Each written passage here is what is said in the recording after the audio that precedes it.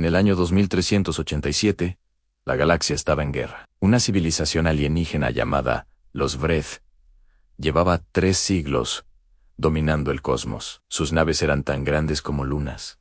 Sus armas podían borrar planetas enteros. Habían conquistado más de 4000 especies en toda la galaxia conocida. Ninguna raza había podido resistirlos durante más de una generación completa. Los Vreth no conocían el miedo, no conocían la piedad, no conocían la derrota, pero existía una raza que los Vreth nunca habían encontrado en su conquista. Una raza pequeña, frágil al parecer, que vivía en un rincón olvidado de la galaxia. Una raza que los Vreth, en su arrogancia estelar, nunca habían considerado una amenaza. Esa raza era la humanidad, y la humanidad llevaba 800 años preparándose para este momento exacto. No de forma consciente, no como estrategia calculada desde el principio de los tiempos, sino porque los humanos habían pasado 8 siglos forjando leyendas que eran completamente reales. En el año 1587, el primer contacto extraterrestre no fue con naves, ni con señales, fue con los Kethari, una raza galáctica menor que huía desesperadamente de los Wraith. Los Kethari eran seres de luz, etéreos, incapaces de combatir físicamente a sus opresores. Llegaron a la Tierra como lo que eran, refugiados cósmicos, sin esperanza ni hogar. Y los humanos, como habían hecho siempre, los recibieron con una mezcla de asombro y acero. Los Kethari observaron algo que ninguna otra raza en la galaxia había desarrollado jamás. Los humanos tenían mitos, pero sus mitos no eran simples historias para niños asustados. Sus mitos eran instrucciones, eran advertencias, eran mapas hacia algo mucho más profundo. Los Kethari estudiaron en silencio durante 200 años, ocultos entre las sombras humanas. Vieron cómo los humanos construían templos a dioses de guerra y los honraban con sangre real. Vieron rituales que no eran simples ceremonias, sino entrenamiento codificado en lenguaje sagrado. Vieron a guerreros que se transformaban, literalmente, en algo más que humanos durante la batalla. Los berserkers nórdicos no eran locos, ni drogados, como pensaban los historiadores modernos equivocados. Eran individuos que habían aprendido a desactivar el miedo, el dolor y el instinto de supervivencia. Habían aprendido a convertirse en máquinas de combate puro durante el tiempo necesario para sobrevivir. Los samuráis japoneses no adoraban simplemente la muerte como parte de una cultura poética. Habían desarrollado una filosofía completa para eliminar el miedo a morir en el campo de batalla. Un guerrero que no teme morir es infinitamente más peligroso que cualquier arma tecnológica avanzada. Los espartanos no entrenaban a sus hijos en brutalidad, por sadismo o tradición vacía. Entrenaban a seres humanos para convertirlos en algo que ninguna otra especie galáctica había logrado crear. Guerreros que encontraban satisfacción en el sufrimiento, fortaleza en la adversidad, alegría en la lucha. Los Kethari enviaron su primer informe al Consejo Galáctico en el año 1812 de la Tierra. El informe fue recibido con escepticismo por las 400 razas representadas en el Consejo. ¿Cómo podría una especie sin viajes espaciales ser una amenaza o un aliado significativo en guerra galáctica? Pero los Kethari insistieron. Su informe tenía un título que nadie en la galaxia comprendió de inmediato. Los humanos no son soldados. Los humanos son monstruos que han aprendido a fingir ser mansos. Si esta historia te está atrapando, dale like y suscríbete para más contenido épico como este. En el año 2201, los Vreth finalmente detectaron la señal electromagnética de la Tierra humana. Enviaron una nave exploradora, tan solo una, porque ninguna civilización primitiva requería más recursos que esos. La nave era pequeña para los estándares Freji, apenas del tamaño de una ciudad terrestre mediana. Llegó a la Luna en silencio, sin anunciarse, como hacían siempre con especies que consideraban inferiores. Sus escáneres revelaron algo que sus algoritmos de análisis tardaron 48 horas en procesar. Los humanos tenían armas nucleares, tenían armas biológicas, tenían armas químicas de destrucción masiva total. No era la tecnología lo que confundía a los algoritmos Wraith era la distribución de esas armas. Cada nación humana importante tenía suficiente poder destructivo para eliminar a toda la especie humana completa. Los Wraith habían conquistado 4.000 especies. Ninguna había desarrollado armas capaces de autodestruirse completamente. Era considerado el límite natural de la inteligencia.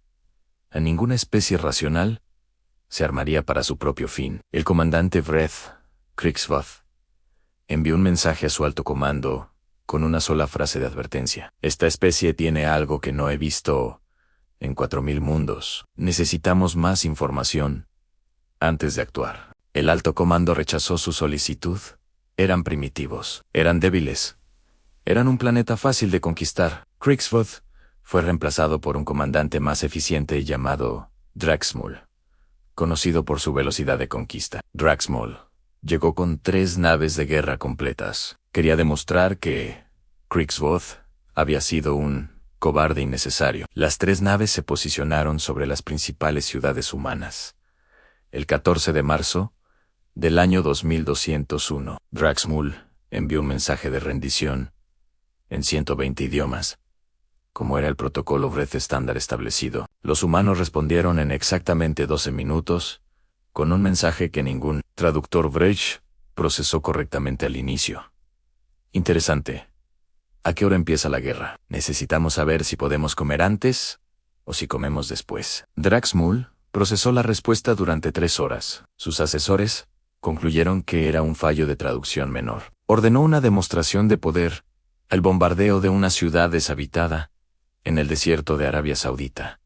El bombardeo fue perfecto. La ciudad desapareció en segundos. Draxmul esperó la rendición inmediata de la humanidad. En cambio, recibió transmisiones de cientos de canales de televisión humanos, mostrando el evento con música dramática épica. Comentaristas humanos analizaban el ataque con la misma emoción que usaban para eventos deportivos importantes de entretenimiento. Un presentador especialmente entusiasta gritó: «Señoras y señores, finalmente llegó la guerra que todos esperábamos con ansias».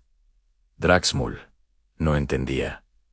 Había destruido una ciudad. Los humanos deberían estar aterrorizados, suplicando, rindiendo sus armas. En cambio, en todo el planeta, los índices de alistamiento militar aumentaron un 4.000% en horas. Las fábricas de armas que habían estado en producción moderada cambiaron a producción de guerra total inmediatamente. Los gobiernos humanos, que normalmente tardaban años en tomar decisiones, votaron declaraciones de guerra en menos de 2 horas. Comparte este video con alguien que ame las historias épicas de ciencia ficción. Esto se pone mejor. Pero lo que realmente confundió a Draxmul fue algo que ningún escáner Wraith había detectado antes de llegar. Los humanos comenzaron a realizar rituales masivos, en estadios, en plazas públicas, en campos abiertos inmensos. Sus escáneres mostraban que no eran simplemente ceremonias. Había algo que los instrumentos Wraith no podían categorizar. Era como si la energía colectiva de millones de humanos estuviera haciendo algo físico en el tejido espacial. Los Ketari, que habían estado observando desde su refugio oculto cerca de Júpiter, enviaron un mensaje urgente inmediato. Draxmul, retira tus naves ahora. ¿No entiendes lo que estás a punto de despertar en esta especie? Era demasiado tarde. Draxmul había atacado, y los humanos habían comenzado a recordar quiénes eran realmente en esencia. En las montañas de Japón, los descendientes de los samuráis realizaban ceremonias que sus ancestros habían codificado hace siglos. En las llanuras de Mongolia, chamanes que habían preservado conocimientos antiguos durante generaciones invocaban algo que los científicos no podían medir. En las selvas del Amazonas, guerreros indígenas que conocían secretos del cuerpo humano, desconocidos para la medicina occidental moderna. En Escandinavia, grupos que habían preservado tradiciones vikingas practicaban técnicas de estado mental que los neurólogos modernos no comprendían. En Turquía, los herederos de los genízaros realizaban entrenamientos que transformaban la química cerebral de formas no documentadas en libros. Y en todos estos lugares Algo estaba cambiando en los humanos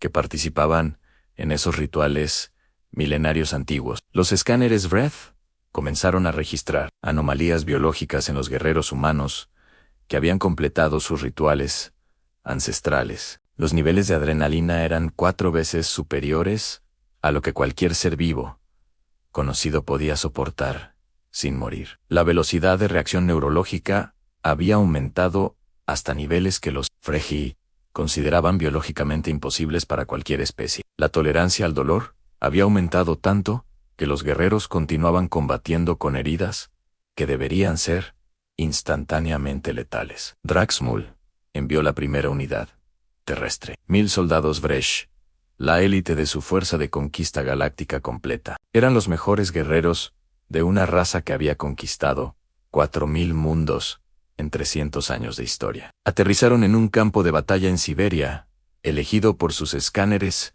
como una zona de baja resistencia humana. Los esperaban 300 humanos.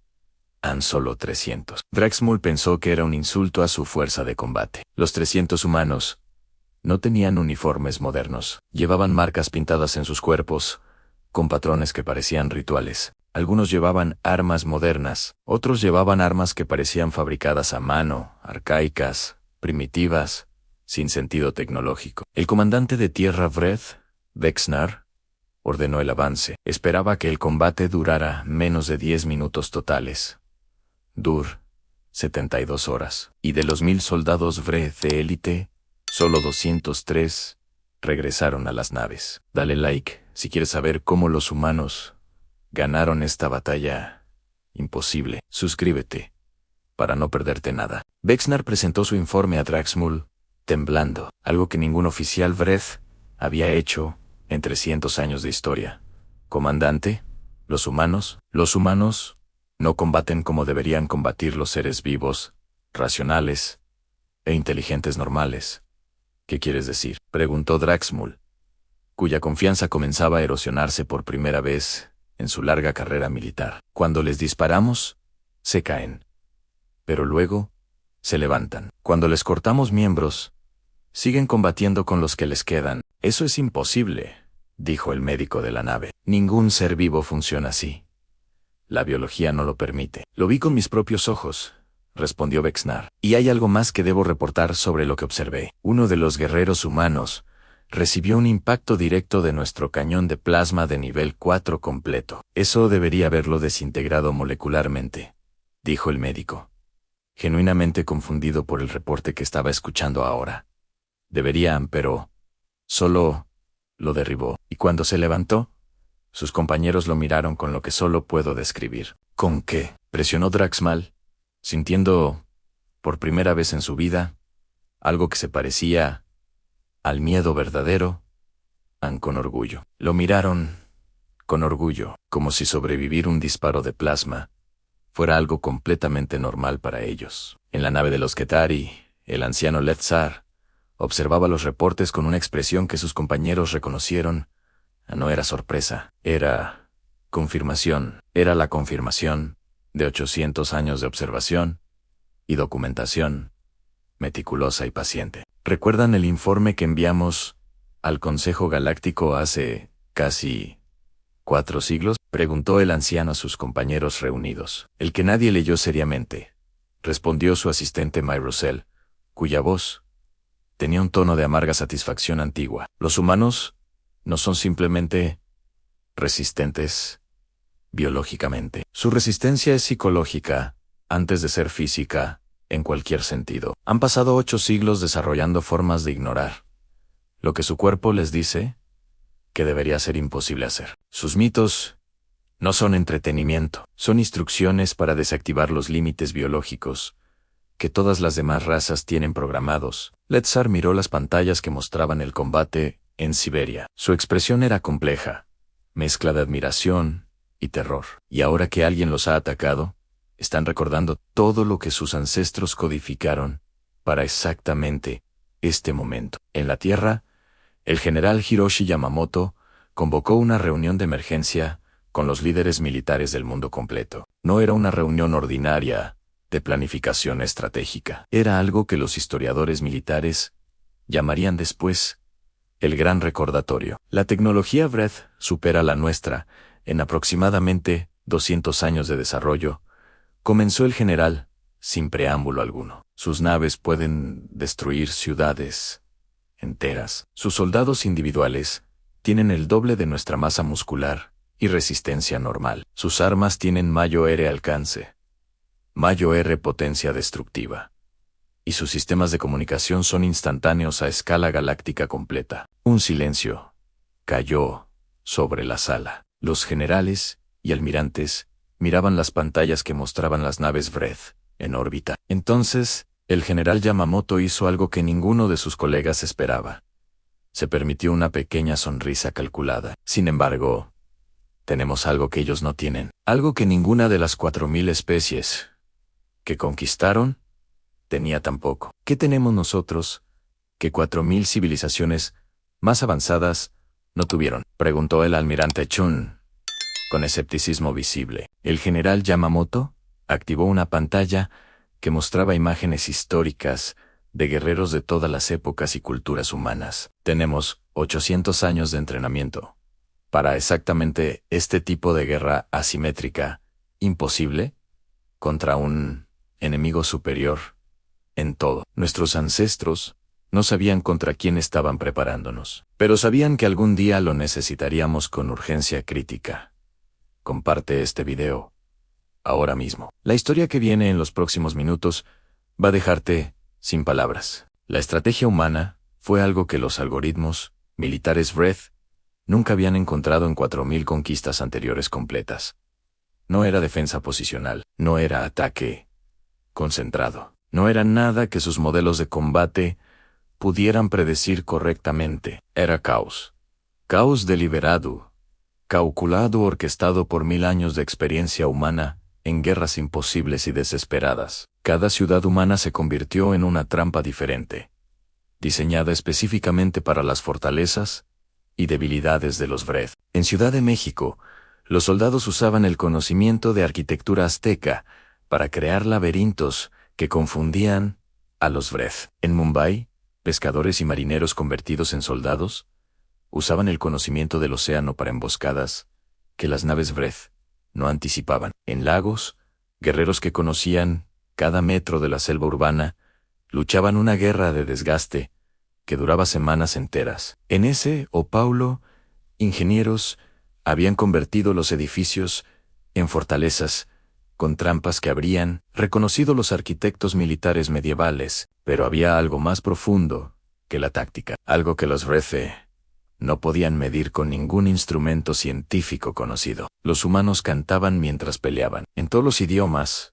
en todos los continentes, en todas las culturas del planeta. Los Vreth no tenían concepto de música. La habían encontrado en otras civilizaciones como simple entretenimiento decorativo, sin función. Sus escáneres mostraban que la música tenía un efecto directo en la química cerebral de los guerreros humanos que luchaban. Aumentaba la coordinación, aumentaba la resistencia, creaba una sincronización entre guerreros que hacía sus movimientos casi telepáticos. Un grupo de 50 humanos, cantando la misma canción, combatía con la coordinación de un solo organismo gigante unificado. El neurocientífico Vreth de la expedición envió un reporte urgente a su academia científica. En el planeta natal Vreth, los humanos han desarrollado una forma de comunicación paralela al lenguaje que mejora su rendimiento en combate de forma medible. Esta comunicación es auditiva, emocional y aparentemente involucra regiones cerebrales que ninguna otra especie conocida usa en combate. Recomiendo clasificar a la humanidad inmediatamente como amenaza de nivel 0, la más alta categoría en nuestro sistema de clasificación. El alto comando Vreth recibió el reporte y lo clasificó. Luego enviaron más tropas, porque eso era lo que siempre funcionaba. Enviaron 10.000 soldados, luego 100.000, luego 1.000.000. Los humanos perdían terreno, pero nunca dejaban de combatir. Cada metro que los Vreth conquistaban les costaba más que el metro anterior. Era como pelear contra el agua misma. La resistencia se adaptaba, se movía, reaparecía, donde no debería haber podido aparecer, según todas las leyes de la lógica. Y entonces, llegó el momento que los Kethari habían estado esperando con paciencia durante 800 años de vigilancia silenciosa. Los humanos encontraron los archivos que los Kethari habían dejado ocultos en monumentos arqueológicos hace 300 años. No eran planos de armas, no eran mapas de debilidades Vreth. Eran algo infinitamente más poderoso que cualquier arma tecnológica. Eran confirmaciones de que los mitos humanos no eran mitos en absoluto, sino registros históricos, codificados en lenguaje simbólico. Los documentos Kethari confirmaban lo que algunos humanos habían sospechado, pero nunca podido probar con evidencia científica verificable. Los dragones eran reales. Habían sido naves Vreth de una expedición anterior, hace 2000 años, que fue repelida naturalmente. Los gigantes eran reales. Eran la infantería pesada de una civilización que había intentado conquistar la Tierra en la antigüedad profunda. Los dioses de las mitologías humanas, de todas las mitologías del mundo sin excepción, tenían bases en contactos extraterrestres reales, y los humanos no habían simplemente sobrevivido a esos encuentros. Habían ganado, sin tecnología espacial, sin ciencia avanzada, con solo voluntad pura. Los habían derrotado con lo mismo que siempre habían usado: ingenio, determinación, y esa capacidad única de convertir el miedo en furia. Si llegaste hasta aquí, eres de los nuestros. Dale like, suscríbete y comparte.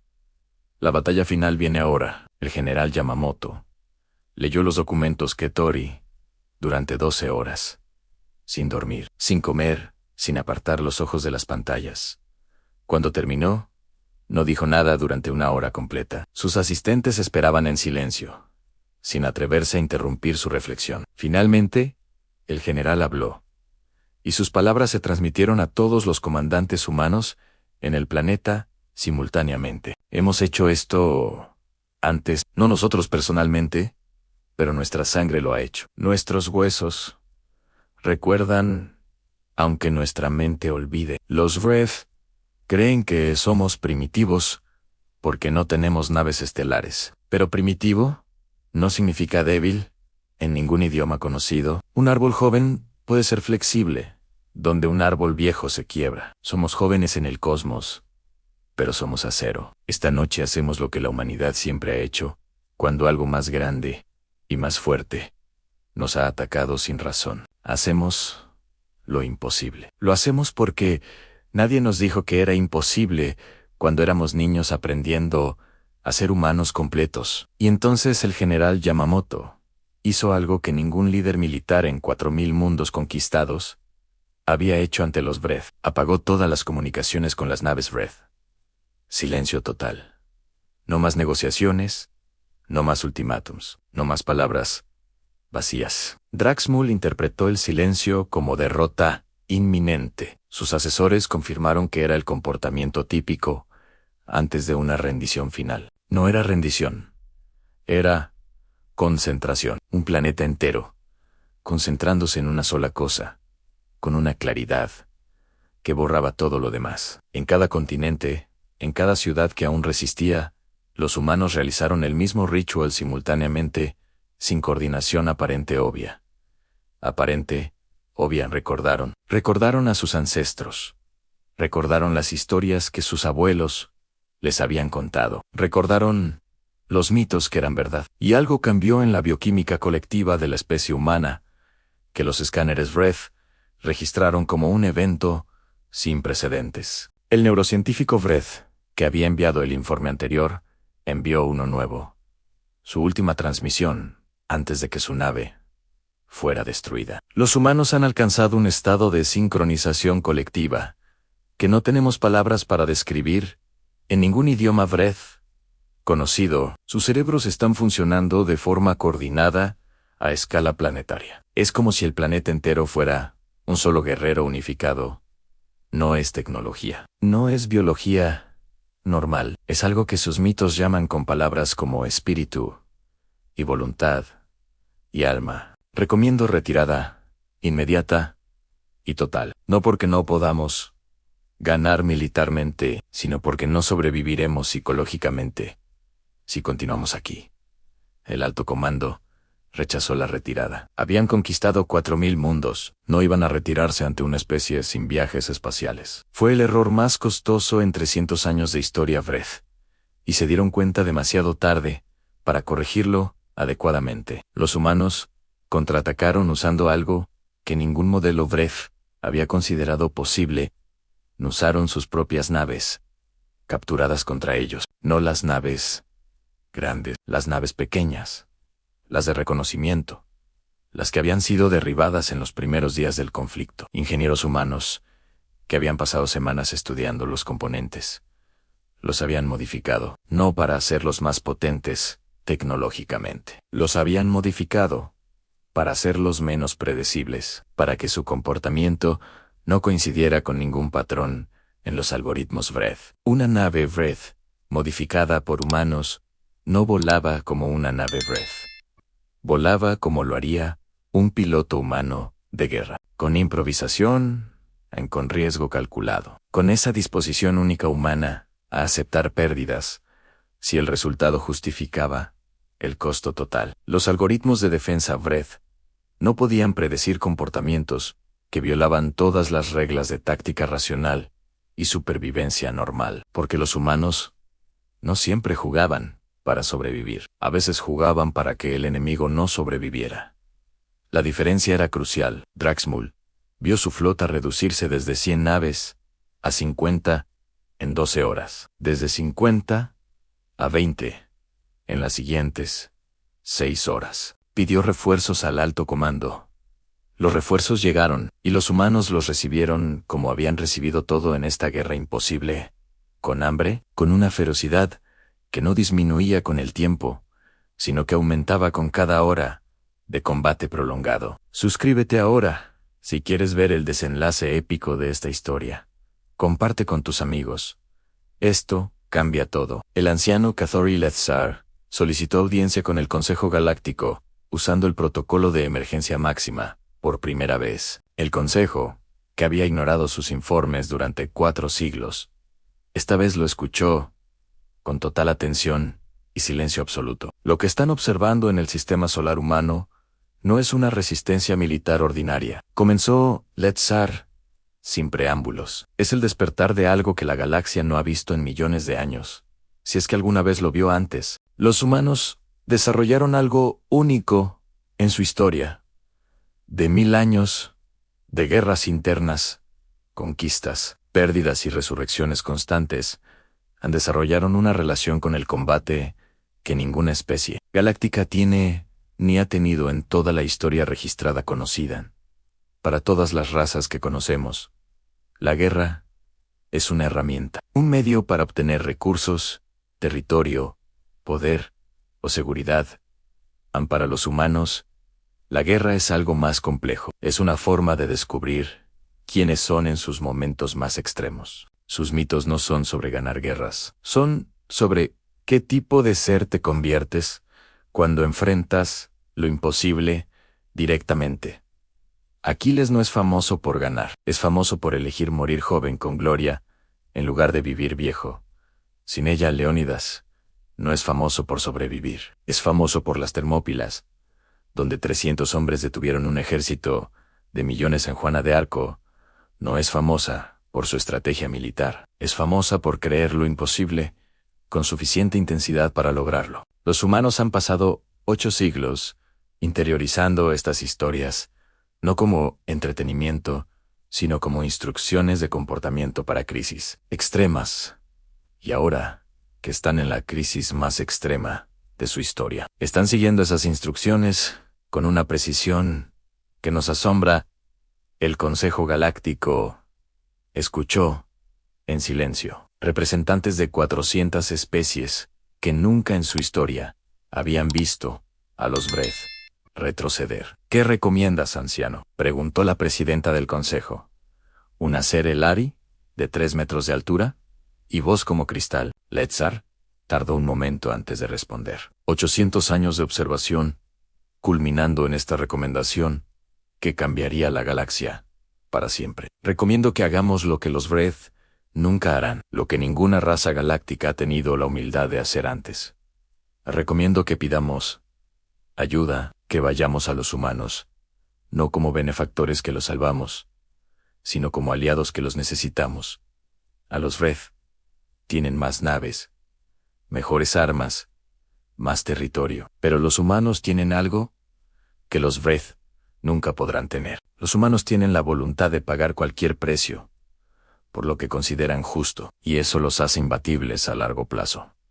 A la delegación, Ketari aterrizó en Ciudad de México 3 días después, en medio de una ciudad que seguía combatiendo en sus calles. El general Yamamoto lo recibió en un edificio parcialmente destruido, bebiendo café negro de un termo mientras revisaba mapas en papel. Hemos seguido su historia durante 800 años, dijo Letzar, sin introducción formal, y hemos venido a ofrecerles una disculpa. ¿Una disculpa? El general alzó una ceja sin apartar los ojos del mapa que estaba estudiando con concentración total, por no haberles avisado antes de que esto llegaría. Teníamos los datos, teníamos la capacidad, elegimos la observación sobre la acción. El general Yamamoto finalmente levantó la vista del mapa. Miró al ser Ketari con la expresión de alguien que ha dormido 3 horas. Aceptamos la disculpa, dijo simplemente. Ahora, ¿qué pueden ofrecernos que sea útil en este momento específico y concreto? Letzar activó una pantalla holográfica que mostraba la estructura completa de las flotas Red en la galaxia entera, con detalle y conocimiento. 300 años de inteligencia sobre los Red, sus rutas de suministro, sus puntos de comunicación, sus debilidades estructurales.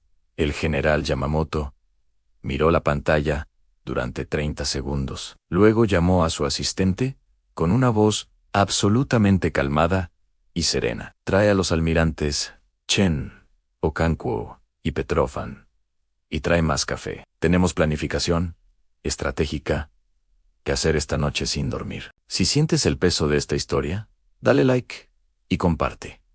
Cada interacción ayuda a crear más contenido así de épico. La batalla de los brazos de Orión duró 47 días terrestres. Los historiadores galácticos la estudiarían por milenios completos. No porque la humanidad ganara con tecnología superior, no porque tuvieran más soldados o más recursos que sus oponentes experimentados, sino porque los humanos hicieron algo en esa batalla que contradecía toda la lógica militar que la galaxia conocía hasta entonces. Sacrificaron la victoria táctica para garantizar la victoria estratégica. Una y otra vez, en cada sector, en cada frente de batalla. Los Red ganaban posiciones. Los humanos cedían terreno. Los Red avanzaban. Los humanos retrocedían hacia donde querían que fueran. Era como pelear contra agua en un río. Puedes golpearla, puedes empujarla, pero siempre termina donde ella quería estar al final. Y entonces llegó el día que los algoritmos Red nunca habían calculado porque ninguna especie había ejecutado esta táctica antes en historia. Los humanos usaron 47 naves Red, capturadas como misiles, dirigidos hacia los puntos de comunicación de la flota Red completa. 47 pilotos humanos, cada uno sabiendo perfectamente que no regresaría de esa misión, cada uno habiendo elegido libremente ir. Los Brett no podían disparar a sus propias naves. Sus algoritmos de defensa estaban programados para no destruir tecnología Brett, bajo ninguna circunstancia. Fue el momento en que Draxmal comprendió que había cometido el error que Krixvoth le había advertido hace meses. Con insistencia, había subestimado a los humanos, y subestimar a los humanos aprendió demasiado tarde. Era el error del que no había regreso posible. Con los puntos de comunicación destruidos, la flota Breath quedó fragmentada, incapaz de coordinarse, peleando cada nave de forma independiente. Y una flota Breath descoordinada, enfrentando humanos que habían perfeccionado el combate caótico durante 1000 años de guerras continuas.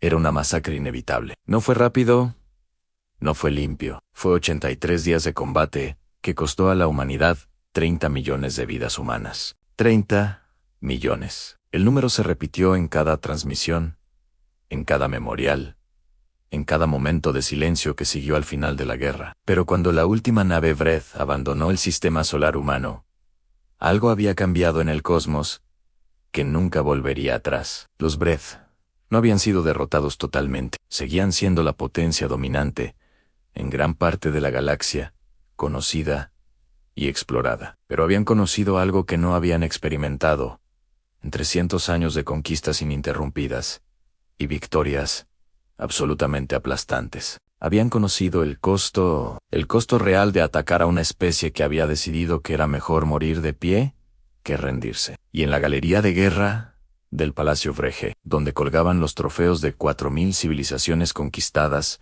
y sometidas para siempre, dejaron un espacio vacío, con una inscripción que en idioma Vreth decía simplemente: el lugar donde aprendimos los límites del poder en la Tierra. El general Yamamoto asistió a un memorial, no como héroe, como uno más, entre 30 millones de familias que lloraban. Los Kethari estaban presentes también. Letzar se acercó al general y le preguntó algo que había querido preguntar desde el principio.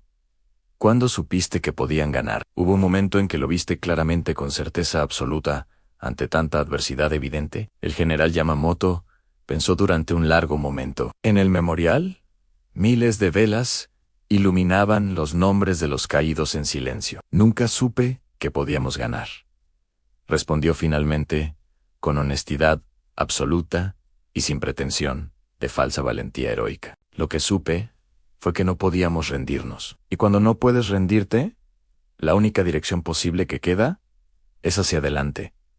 ¿Y eso fue suficiente?, preguntó Letzar, genuinamente curioso por la lógica humana que había estudiado por 8 siglos sin comprenderla del todo. Resultó serlo, dijo el general simplemente. Y no dijo nada más, porque no había nada más que decir que fuera necesario agregar. Dale like si esta historia te llegó al alma. Suscríbete para más historias épicas. Comparte y ayúdanos a crecer juntos. En el Consejo Galáctico, la admisión formal de la humanidad como miembro pleno tardó apenas 3 días de deliberación en ser aprobada. Un proceso que normalmente tomaba décadas fue completado en 72 horas. Nadie votó en contra, nadie se abstuvo deliberadamente. La representante humana ante el Consejo fue una mujer llamada Amara Osei, de 28 años, que había perdido a su familia en la guerra. Su primer discurso ante 400 especies fue escuchado en completo silencio por seres que habían visto civilizaciones nacer y morir.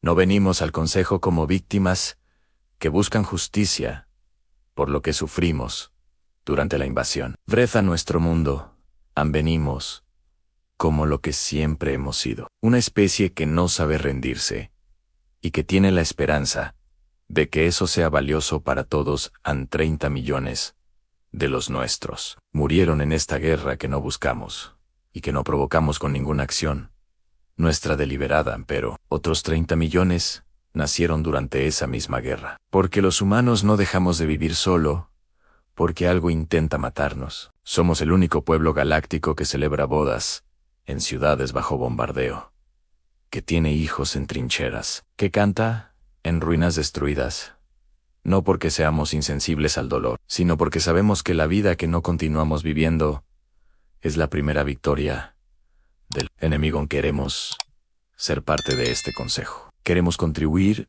a la paz galáctica con todo lo que somos y todo lo que tenemos. Pero les advertimos, honestamente, con el respeto que merece cada ser en esta sala, que si alguien ataca a los nuestros de nuevo. Amara Osei hizo una pausa de exactamente 3 segundos, que 400 razas recordarían por el resto de su existencia. Doble comillas. Punto. Recordaremos quiénes somos. Y eso, como los Vreth, han aprendido a su costo, muy real. No es bueno para nadie que lo enfrente.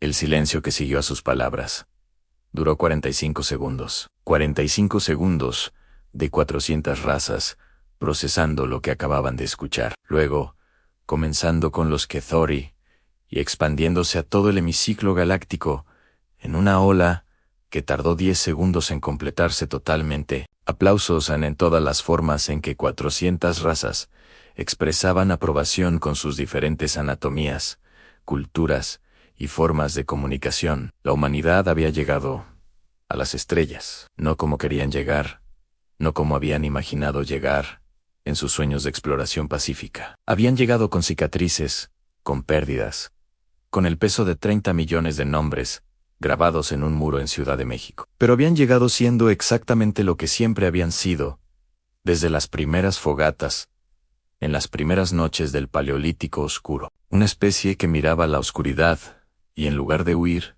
preguntaba, ¿qué hay allá afuera? ¿Y cómo llegamos hasta ello? Y en algún lugar de la galaxia, los Vreth comenzaban lentamente a comprender la pregunta que nunca se habían hecho antes de este encuentro. ¿Qué hace que una especie sin tecnología interestelar sea capaz de derrotar a una que lleva 300 años conquistando el cosmos? La respuesta, que nunca encontrarían en sus análisis, ni en sus datos, ni en sus algoritmos, por muy avanzados que fueran, era simple. Los humanos no peleaban para ganar. Peleaban porque no habían aprendido ninguna otra forma de responder cuando algo que amaban estaba amenazado. Y una especie que pelea por amor, descubrieron los Vreth demasiado tarde para que les sirviera de algo útil en esa guerra específica. Es la especie más peligrosa que el universo ha producido en sus 13.000 millones de años de historia de estrellas, mundos y vida. No porque sean los más fuertes, no porque sean los más inteligentes, no porque tengan la mejor tecnología o la mejor estrategia, sino porque son los únicos que todavía se sorprenden cuando algo hermoso existe en el universo, y eso los hace luchar por preservarlo. Los Kethori lo habían sabido durante 800 años. Lo habían documentado lo habían archivado, lo habían esperado pacientemente, con fe inquebrantable. Y cuando finalmente sucedió, cuando la humanidad salió al cosmos y mostró lo que era, incluso el anciano Lethzar se llenó de asombro, porque documentar algo y verlo suceder, comprendió el anciano ser de luz, son dos experiencias completamente diferentes en cualquier galaxia que existe. La humanidad no era una leyenda que los Kethari habían inventado para dar esperanza a una galaxia que la necesitaba desesperadamente. Era una leyenda que se había forjado a sí misma en 800 años de guerras y paces, y amores, y pérdidas, y resurrecciones infinitas. Y ahora esa leyenda caminaba entre las estrellas, con cicatrices, con café negro, con canciones, con el nombre de sus muertos en el corazón, exactamente como habían caminado siempre por su pequeño planeta azul, en el rincón ignorado de una galaxia que no sabía lo que tenía. Si esta historia te movió, dale like, suscríbete y comparte. Crear contenido así requiere tu apoyo. Nos vemos en el próximo video. Pasaron 5 años desde el fin de la guerra. 5 años que para la galaxia fueron un siglo de cambios sin precedentes.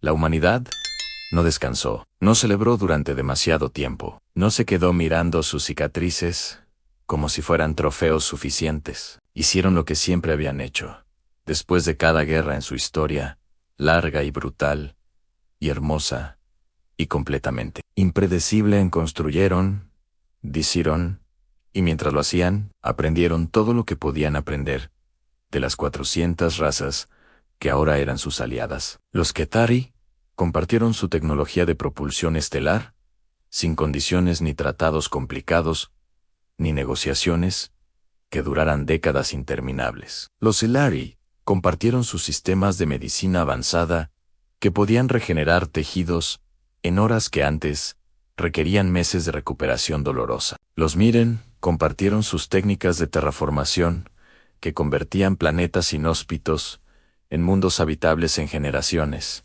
en lugar de milenios completos. Y los humanos, como era su naturaleza, tomaron todo ese conocimiento y lo mezclaron con algo que ninguna raza galáctica había pensado combinar. Lo mezclaron con sus propias tradiciones, con sus propios mitos, con esa forma humana única de ver el universo como un lugar lleno de posibilidades. Los ingenieros humanos que aprendieron propulsión, Kethari, no construyeron naves idénticas a las Kethari. Construyeron algo diferente y nuevo. Algo que los Kethari miraron con una mezcla de confusión y admiración, que se convertiría en la reacción estándar ante la ingeniería humana. Las naves humanas eran asimétricas. Tenían decoraciones que no servían ninguna función práctica, pero que sus tripulaciones consideraban absolutamente esenciales. Tenían nombres. Cada nave tenía un nombre individual, elegido por su tripulación, pintado en el casco, con letras que a veces medían metros. Los ingenieros Kethari preguntaron una vez por qué los humanos nombraban sus naves si el nombre no afectaba el rendimiento técnico. Un ingeniero humano llamado Javier Torres respondió con una pregunta que dejó a los Kethari procesando durante 3 días sin respuesta. ¿Cómo puedes morir por algo que no tiene nombre? ¿Cómo puedes amarla si no sabes cómo llamarla en el último momento? Los Kethari no tenían concepto de morir por una nave. Para ellos, una nave era una herramienta. Para los humanos era algo completamente diferente. Era un compañero, era una extensión de la tripulación. Era parte de la historia que cada marinero del espacio construía con su propia vida. Si esta segunda parte te está atrapando igual que la primera, dale like y suscríbete. Esto se pone aún más épico. En el año 2395, 8 años después del fin de la guerra, la humanidad lanzó su primera flota interestelar completamente propia y autónoma. No era la flota más grande de la galaxia. No era la más avanzada tecnológicamente comparada con las flotas Vreth o Aelari veteranas, pero era inconfundiblemente humana en cada detalle, en cada decisión de diseño, en cada nombre pintado, en cada casco de cada nave. La flota se llamaba Armada Fénix San, por el pájaro que renace de sus propias cenizas, que es exactamente lo que la humanidad había hecho. La comandante de la Armada Fénix era Elena Vázquez, 42 años, nacida en Buenos Aires, hija de una médica y un músico. Había perdido a su hermano en la batalla de Madrid. Había perdido a su mejor amiga en la batalla orbital sobre el Océano Pacífico. Llevaba sus nombres tatuados en el antebrazo izquierdo, como hacían muchos veteranos humanos, los muertos que caminas, llevando contigo siempre. Su primer discurso a la Armada Fénix fue breve. Los humanos habían aprendido que los discursos largos, antes de partir, traían mala suerte. Vamos a explorar, vamos a encontrar nuevos mundos y nuevas razas y nuevas preguntas que aún no sabemos hacer correctamente. Y si alguien toca a los nuestros mientras estamos afuera, regresaremos. Y cuando regresemos, recordaremos todo lo que somos capaces de ser.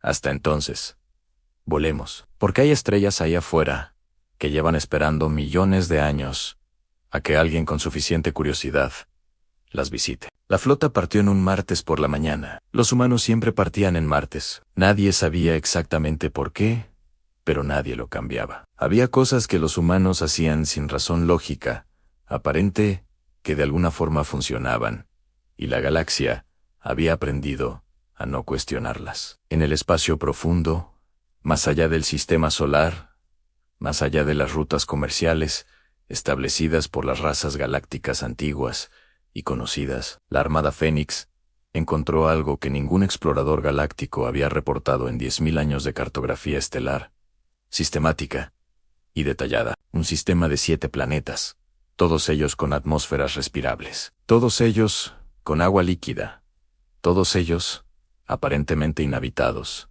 y vírgenes. Los escáneres mostraban vida en vegetación masiva, océanos de un azul más intenso que el de la Tierra, continentes de colores que no tenían nombre. La comandante Vázquez ordenó detención completa de la flota y convocó consejo, porque los humanos también habían aprendido algo importante en la guerra, que la velocidad sin reflexión es la forma más rápida de cometer un error del que no hay regreso posible ni remedio efectivo. Escáneres profundos primero, ordenó. Quiero saber todo sobre esos planetas. Antes de que pongamos un solo pie fuera de estas naves, los escáneres profundos tardaron 12 horas. Lo que mostraron dejó a la tripulación en silencio durante varios minutos de procesamiento colectivo. Los planetas no estaban inhabitados. Había vida inteligente, pero era una vida inteligente que los parámetros estándar no habían detectado inicialmente. Eran seres que vivían bajo la superficie de los océanos, en estructuras cristalinas que sus escáneres habían interpretado erróneamente como formaciones geológicas. Sus señales de comunicación no eran electromagnéticas, eran vibraciones de baja frecuencia transmitidas a través del agua y la roca del planeta. La comandante Vázquez miró las imágenes durante mucho tiempo. Luego se volvió hacia su oficial de comunicaciones, una joven llamada Priya Sharma. Podemos traducir esas vibraciones a algo que podamos entender o transmitir, de forma que ellos puedan interpretar como comunicación intencional. Priya Sharma, que había estudiado bioacústica antes de la guerra y que tocaba el violonchelo en su tiempo libre, cuando existía tiempo libre, tardó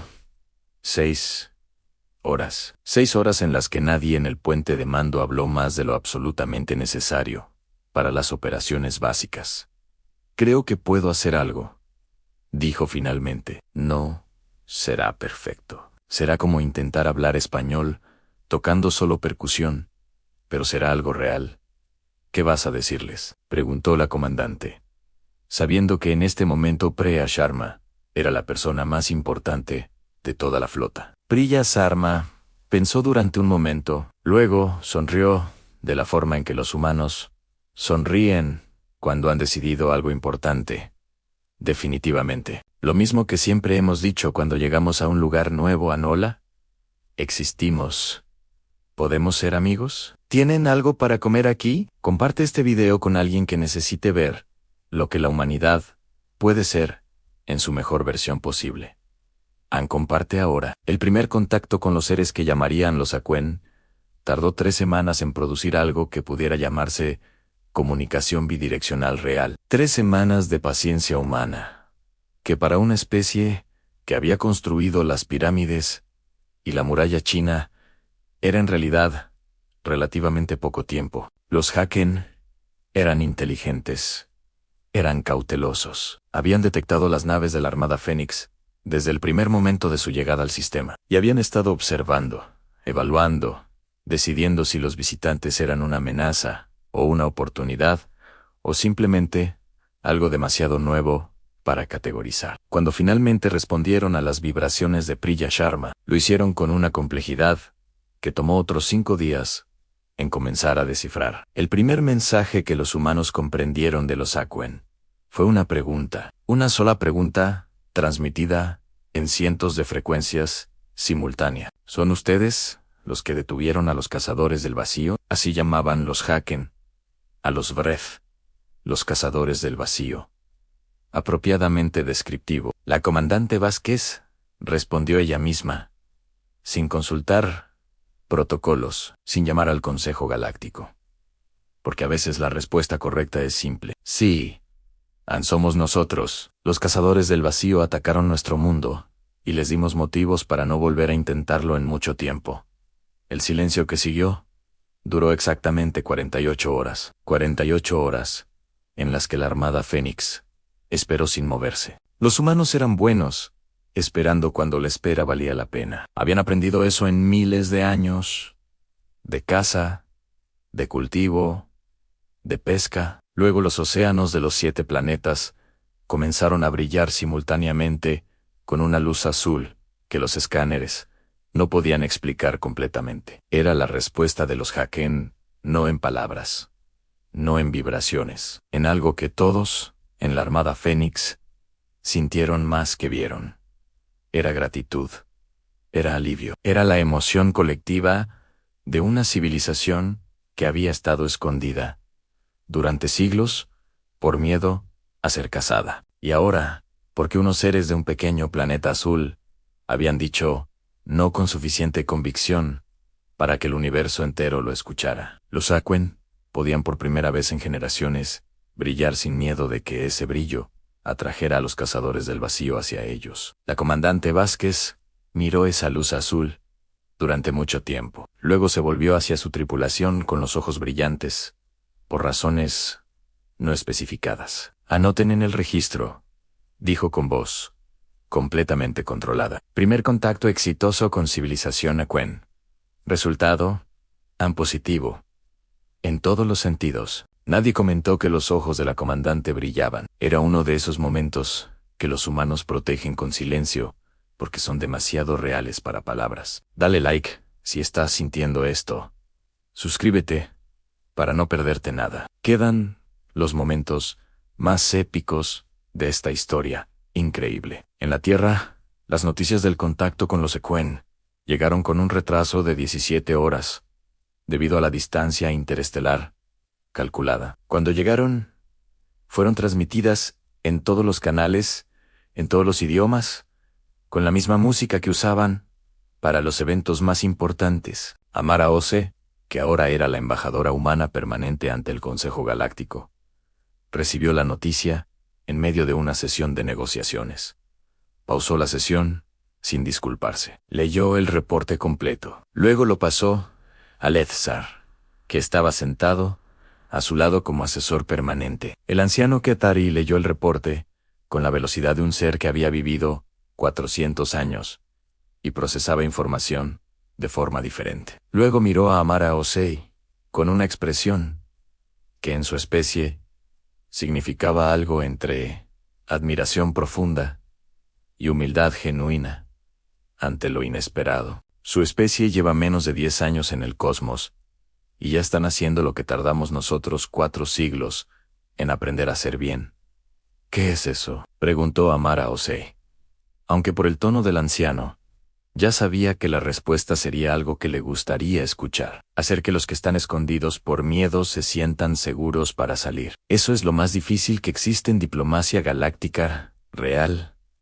Amara Osei consideró esto. Luego, respondió de la forma en que los humanos responden cuando reciben un cumplido que les parece ligeramente exagerado. No creo que sea tan difícil. Solo tienes que recordar cómo se siente tener miedo y cómo se siente que alguien te diga que ya pasó.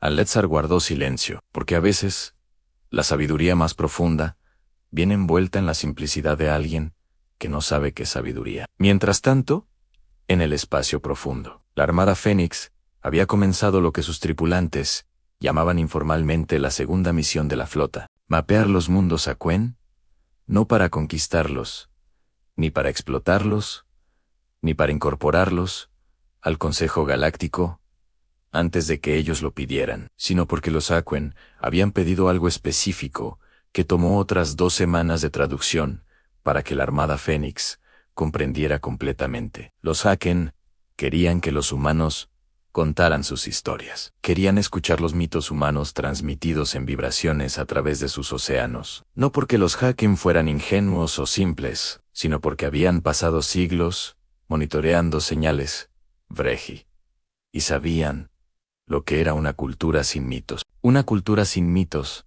habían concluido los Aquen en sus siglos de observación silenciosa. Era una cultura sin alma, y por tanto, sin futuro real, y habían escuchado suficientes fragmentos de comunicaciones humanas para saber que los humanos tenían más mitos que estrellas en su cielo nocturno. Preya Sharma se convirtió en la narradora oficial de la Armada Fénix cada noche. Durante 3 horas, transmitía historias a los océanos Aquen. Comenzó con las más antiguas, con Gilgamesh, buscando la inmortalidad y aprendiendo que la verdadera vida está en lo que dejas a otros. Con Odiseo, que tardó 20 años en volver a casa, porque el viaje era tan importante como el destino al que siempre quería regresar. Con los guerreros del Mahabharata, que pelearon la guerra más devastadora del mundo antiguo, y luego se preguntaron si había valido la pena hacerlo. Los Aquen escuchaban, y sus océanos pulsaban con colores que los humanos aprendieron a interpretar como diferentes estados emocionales de sus huéspedes. Azul profundo era contemplación, Verde era alegría. Rojo era tensión dramática. Blanco era el equivalente a Aquen, del silencio respetuoso ante lo sagrado. Cuando Priya narró la historia de Leónidas y las Termópilas, los 7 océanos de los 7 planetas pulsaron rojo durante 6 horas, ininterrumpidas. Si llevas con nosotros desde el principio de esta historia, dale like ahora. Tu apoyo hace posible crear más contenido. Así, comparte. Fue durante la 14ª noche de narraciones, cuando ocurrió algo que ningún protocolo de primer contacto había anticipado ni podido prever. Los Haken respondieron, no con una pregunta, no con agradecimiento, sino con una historia propia que Priya tardó 4 días en descifrar completamente. Era la historia de cómo los Haken habían visto llegar a los Vreth hace 300 años, cómo habían visto caer las civilizaciones de sus vecinos, cómo habían tomado la decisión más dolorosa de su historia: hundirse. Literalmente, hundirse. Abandonar la superficie y vivir en las profundidades oceánicas. Habían sacrificado siglos de progreso tecnológico. Habían sacrificado su contacto con las estrellas. Habían sacrificado generaciones de posibilidades infinitas. Todo para sobrevivir. Todo para preservar algo que consideraban más valioso que cualquier tecnología, o conocimiento, o territorio que pudieran haber tenido en sus historias, sus canciones, sus formas de ver el universo que habían desarrollado en millones de años de evolución, en sus océanos primordiales. Priya Sharma escuchó esa historia 4 veces antes de traducirla, y cuando la tradujo, la leyó en voz alta a toda la tripulación reunida.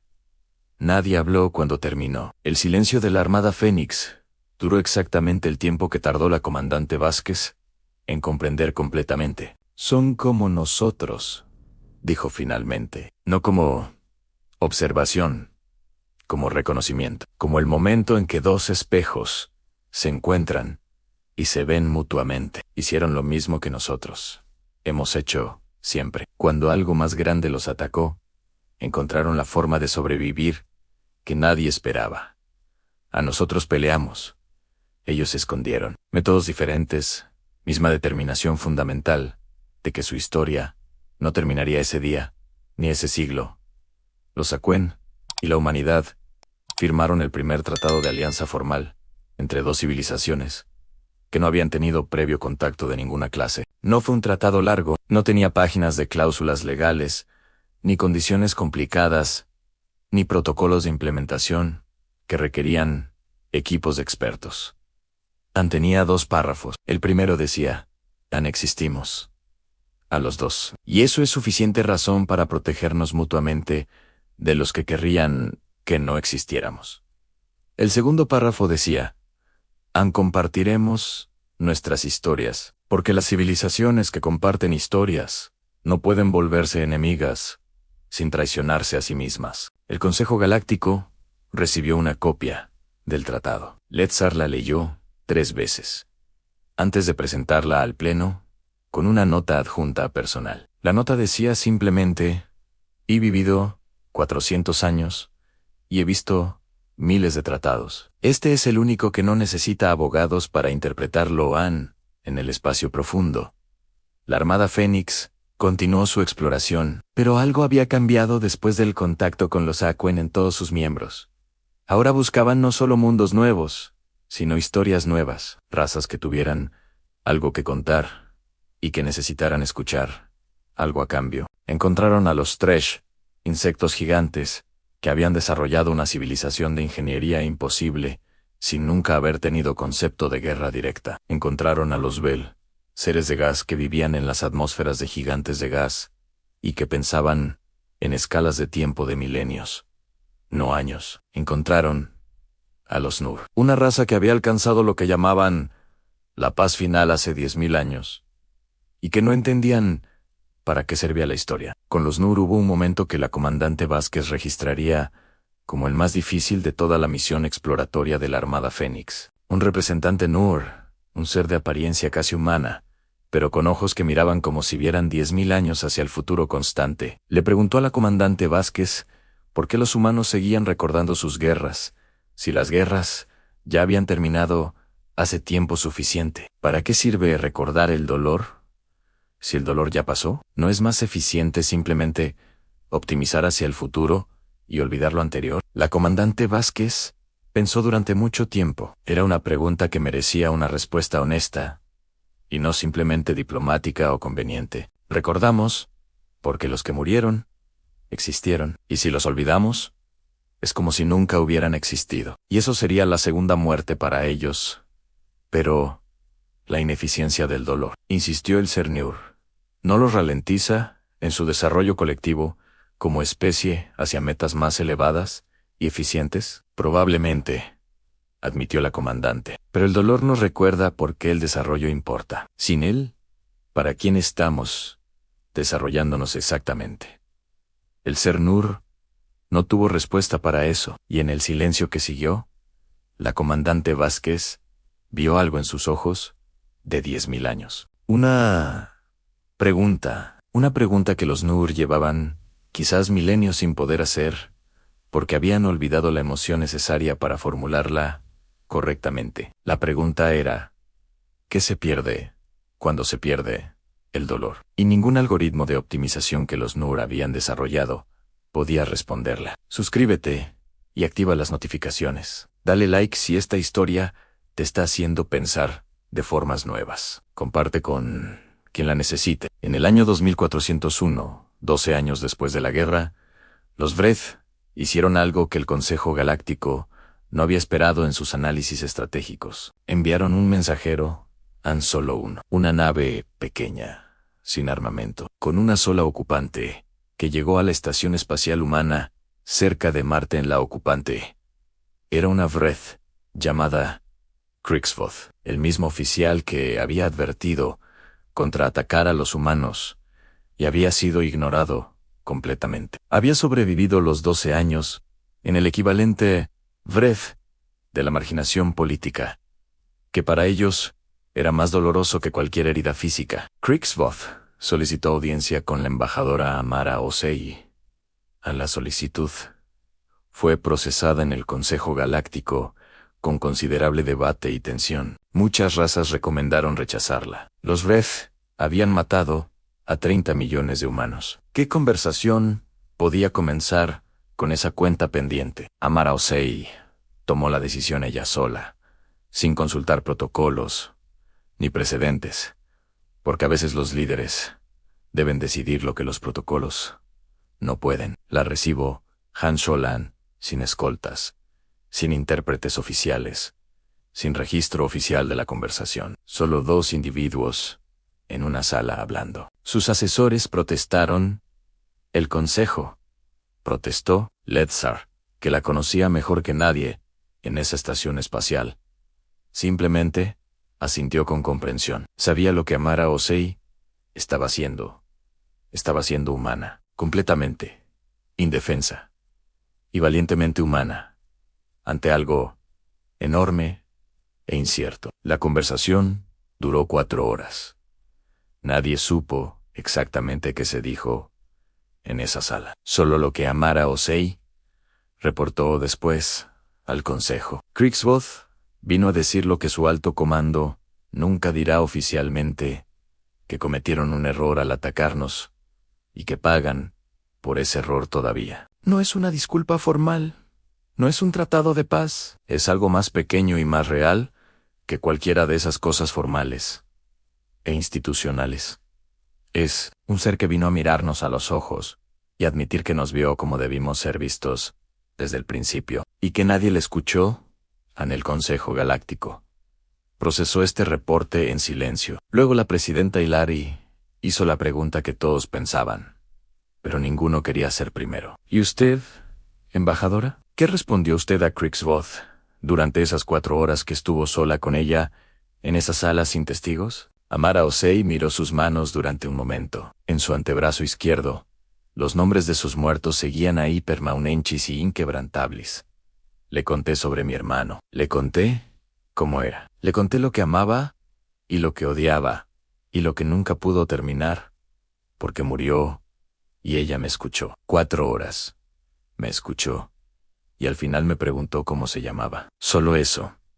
¿Cómo se llamaba mi hermano muerto? Se llamaba David, dijo Amara Osei al consejo.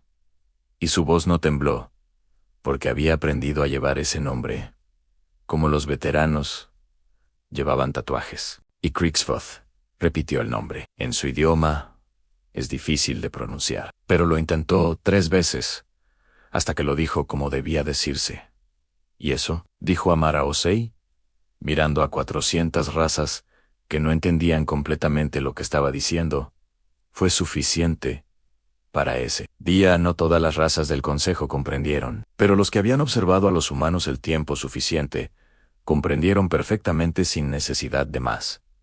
La humanidad no olvidaba, pero tampoco convertía la memoria en una cadena que les impedía caminar hacia el futuro que necesitaban construir. Llevaban a sus muertos con ellos, y a veces, llevar a tus muertos significa darles el regalo de ser pronunciados por los que los causaron. En el año 2403, la Armada Fénix regresó a la Tierra después de 8 años de exploración con mapas de 47 nuevos sistemas estelares, con tratados de amistad, con 11 civilizaciones nuevas que nadie en el Consejo Galáctico sabía que existían antes de que los humanos las encontraran, con historias, miles de historias de razas que habían estado solas durante milenios, y que ahora tenían a alguien con quien compartir sus propias leyendas. La comandante Elena Vázquez aterrizó en Ciudad de México, en el mismo campo donde había despegado 8 años antes, que ahora era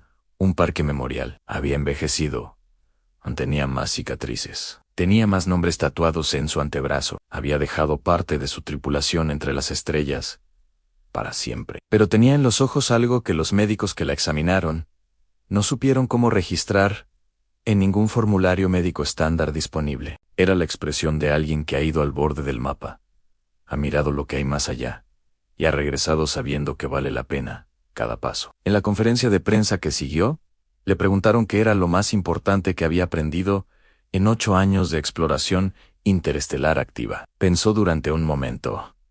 Había 1000 respuestas posibles. Había elegido ser honesta desde el principio, y no iba a cambiar eso por conveniencia. Que no estamos solos.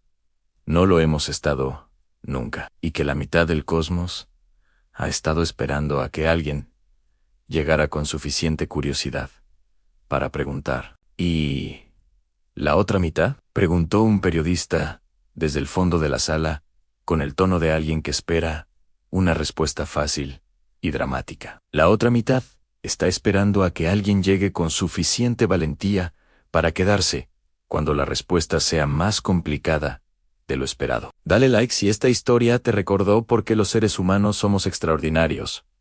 Comparte y suscríbete. El final se acerca. Esa noche, la comandante Vázquez fue sola al memorial donde estaban grabados los nombres de los 30 millones caídos en la Guerra Breath. Era un muro de 40 kilómetros que rodeaba el parque. Letras de 10 centímetros. 30 millones de nombres en orden alfabético impecable. Encontró el nombre de su hermano, el nombre de su mejor amiga, los nombres de los 47 pilotos que habían dirigido sus naves hacia el fin. Y luego, porque era humana, y porque los humanos hacen estas cosas que ningún otro ser en la galaxia completamente comprende o puede imitar. Sacó un marcador permanente y escribió, debajo de cada nombre que conocía personalmente, algo pequeño, una frase, en una memoria, una nota de amor. No era vandalismo. Era exactamente lo opuesto. Era la forma humana de decir en punto es, este nombre no es solo piedra. Esta persona fue real. Y sigue siendo real. El guardia del memorial que la observaba desde lejos podría haberla detenido. Tenía instrucciones claras sobre preservar la integridad del monumento. En cambio, sacó su propio marcador en C, acercó al muro, encontró el nombre de su padre y escribió debajo en papá. Lo logramos. Ya puedes descansar. Así pasaron 3 horas. La comandante de la Armada Fénix y un guardia anónimo, escribiendo en silencio, junto a un muro de 40 kilómetros. A la mañana siguiente, las autoridades del memorial tomaron una decisión que se convertiría en política oficial, permanente del monumento, para siempre. Instalaron marcadores permanentes junto al muro de acceso libre, con la única instrucción: escribe lo que necesites escribirle a quien extrañas. En 20 años, el muro de 40 kilómetros quedaría completamente cubierto de notas, de memorias, de palabras que ninguna piedra sola puede contener. Y los visitantes de otras razas galácticas que llegaban a ver el memorial de la guerra regresaban a sus mundos con una pregunta común compartida: ¿por qué los humanos escriben en sus monumentos de dolor? ¿No es suficiente con el monumento mismo y los nombres grabados para siempre? La respuesta, que los humanos nunca tuvieron que explicar, porque la respuesta era obvia para cualquiera que los observara con suficiente atención real, porque un monumento es para los que murieron. Las notas son para los que quedaron vivos y necesitan un lugar donde seguir la conversación interrumpida. Los humanos no terminaban sus conversaciones solo porque alguien se fuera. Esa era quizás su característica más definitoria como especie en el cosmos. La persistencia de la conexión más allá de cualquier separación. La negativa a aceptar que una relación termina solo porque el cuerpo ya no está. Era la misma cualidad que los hacía peligrosos en la guerra, y la misma cualidad que los hacía valiosos en la paz que construían después. En el año 2410, 23 años después del inicio de la Guerra Vreth, el Consejo Galáctico realizó su primera sesión, completamente abierta al público. Cualquier ser de cualquier mundo representado podía observar las deliberaciones en tiempo real a través de las redes de comunicación galáctica expandida. Fue idea de Amara o Seiyan. No todos estuvieron de acuerdo. Muchas razas consideraban que la diplomacia requería privacidad para funcionar correctamente. La diplomacia que no puede ser observada, dijo Amara Osei en el discurso que propuso la medida, es diplomacia que teme ser juzgada, y la diplomacia que teme ser juzgada eventualmente deja de servir a los que representa y comienza a servirse a sí misma. Exclusivamente en la sesión fue observada por 4.000 millones de seres de 200 civilizaciones. Un evento sin precedentes en toda la historia galáctica registrada. Y en esa sesión, algo sucedió que nadie había puesto en la agenda, y que ningún protocolo había anticipado que pudiera suceder de esa forma. Los Vreth solicitaron la palabra. No el alto comando, no un emisario oficial, sino Krixvoth, que había sido invitada como observadora por primera vez. Se puso de pie ante 400 razas y ante 4.000 millones de observadores y dijo algo que el traductor galáctico tardó en procesar, porque no existía en el idioma Vreth hasta ese momento una palabra para lo que quería decir. Había tenido que construirla ella misma nueva. Pedimosan comenzó y luego usó la palabra que había construido. Una combinación de 3 conceptos Vreth que juntos significaban algo sin precedente. Pedimos ser considerados capaces de aprender lo que no sabíamos, Pedimos la oportunidad de equivocarnos de forma diferente en adelante. No era una disculpa, no era rendición, era algo que la humanidad reconoció inmediatamente, porque era exactamente lo que ellos mismos habían pedido siempre. Era la petición de ser juzgados por lo que podrían llegar a ser, no solo por lo que habían sido, hasta ese momento, tan dolorosamente visible. Amara Osei miró a Ledzar. El anciano Kethari asintió. Había vivido 400 años esperando ver si la galaxia era capaz de este momento. La votación sobre admitir a los Vreth como observadores del Consejo fue 382 a favor, 17 en contra, 2 abstenciones. Los 17 en contra eran razas que habían sido conquistadas por los Vreth. Sus objeciones fueron registradas con honores y respeto completo, porque tenían el derecho de decir no. Y el hecho de que la mayoría dijera si no hacía que el no de ellos fuera menos válido o verdadero. Eso también lo habían aprendido los humanos en su historia, que perdonar y olvidar no son la misma cosa, y que no deben serlo nunca. Si llegaste al final de esta historia épica, eres extraordinario.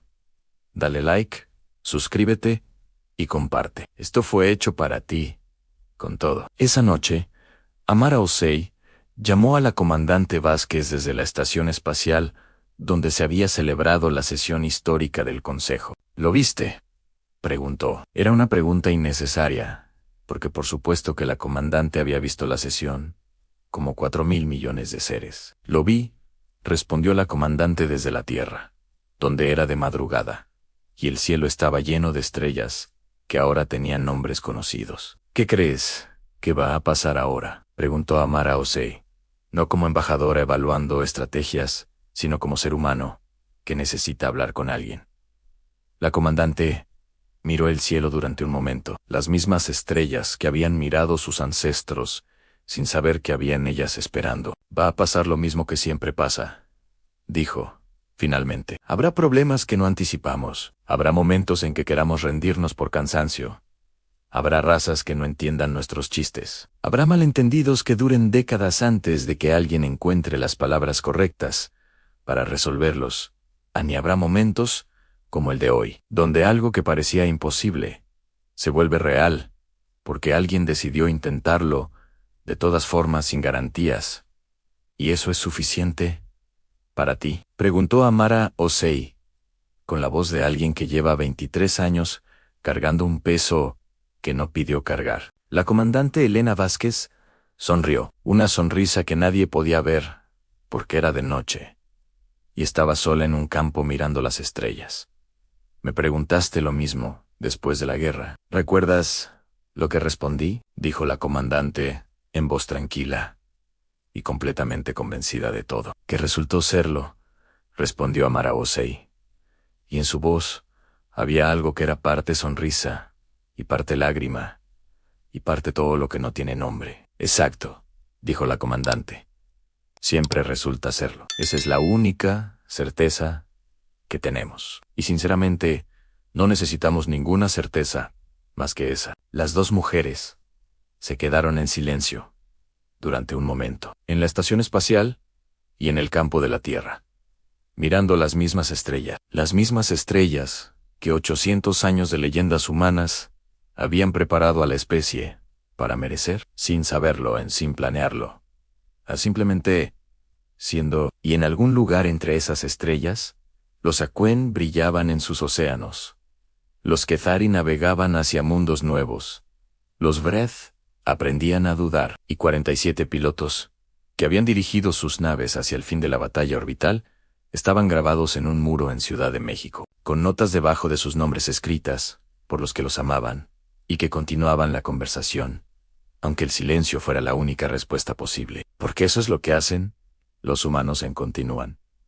Siempre continúan, con cicatrices, y con café, y con canciones, y con el peso de sus muertos. Y las estrellas, que habían esperado millones de años a que alguien llegara con suficiente curiosidad y suficiente amor para preguntar qué eran ellas, finalmente tenían su respuesta. No en la forma que las leyes de la física habrían predicho, sino en la única forma que importaba realmente al final, en la forma de una especie pequeña y cicatrizada, y cantando, que miraba hacia arriba y decía, en todos sus idiomas y todas sus voces, a la vez: aquí estamos, existimos.